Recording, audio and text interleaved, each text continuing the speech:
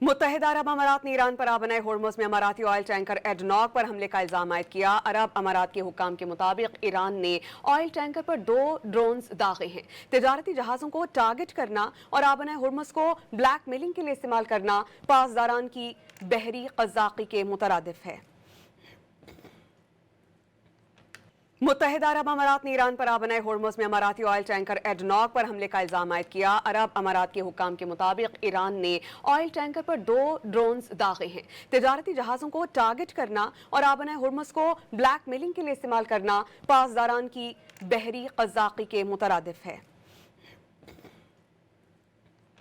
متحدہ عرب امارات نے ایران پر آبنائے ہرمز میں اماراتی آئل ٹینکر ایڈنوک پر حملے کا الزام عائد کیا۔ عرب امارات کے حکام کے مطابق ایران نے آئل ٹینکر پر 2 ڈرونز داغے ہیں۔ تجارتی جہازوں کو ٹارگٹ کرنا اور آبنائے ہرمز کو بلیک میلنگ کے لیے استعمال کرنا پاسداران کی بحری قزاقی کے مترادف ہے۔